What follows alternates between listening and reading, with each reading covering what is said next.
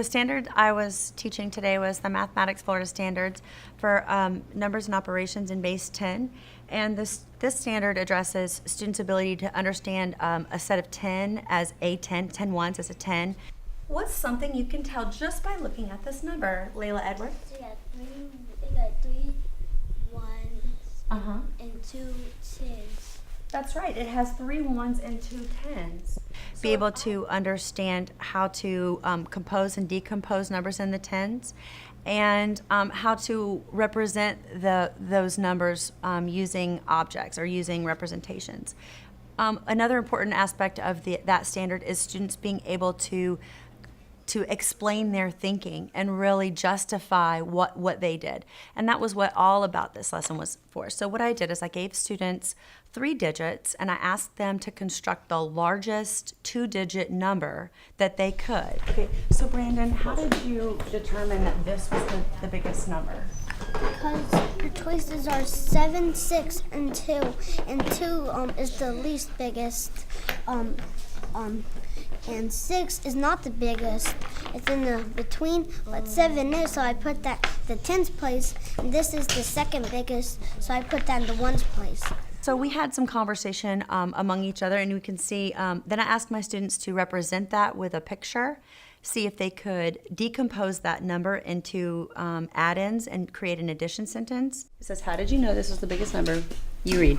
Because 76 has the most tens and ones.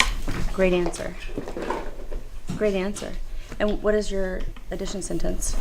66 plus 1 equals 76. I like that you talked about the tens and ones in this answer because that's exactly how you know whether a number is bigger or not. So that was very smart, Tristan.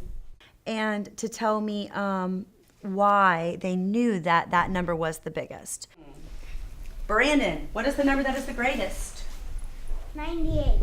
Can you come up here and show me what 98 looks like? I can't remember. That's not true, I do remember. Okay, can you represent this number in a different way? What do I mean by that? Can you show me what that number looks like with a representation? I've taught my students to use these 3-dimensional objects to represent tens, hundreds, tens, and ones. And then I showed them how to draw a picture to represent that. So I've asked them to go from a concrete to a representational. That representational is pretty abstract. So a 10 is represented by a line. Karis was getting confused because she was thinking that those were representing ones. So she saw the number 98, I believe it was, and she was thinking that she's looking at 9 ones, and so she got confused. So I backed up to a more concrete representation, which was the magnetic base 10 representations.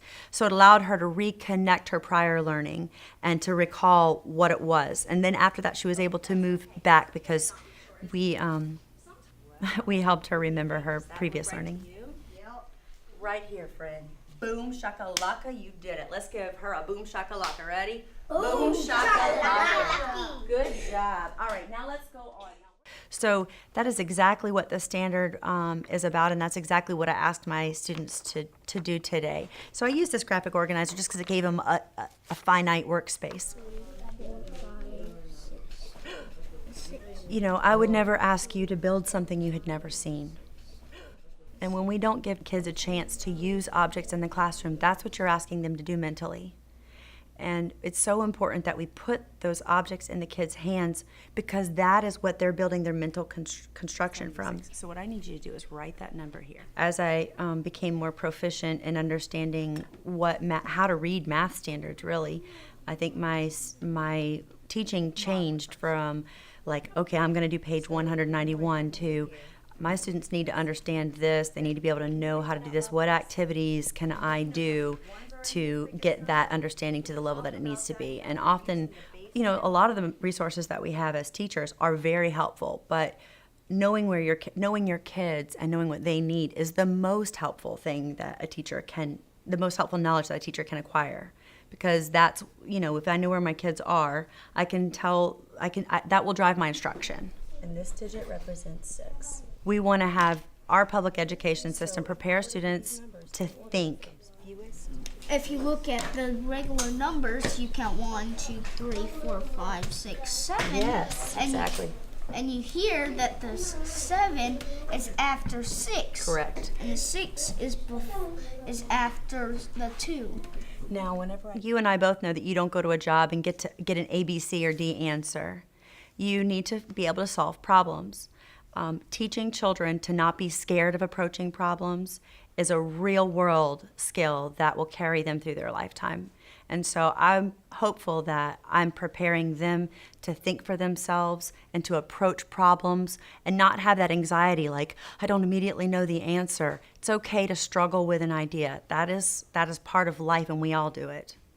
Math is kind of fun for kids that like doing stuff that's fun, like math. Math is somehow where you can learn, not just sit there and do boring stuff. We can do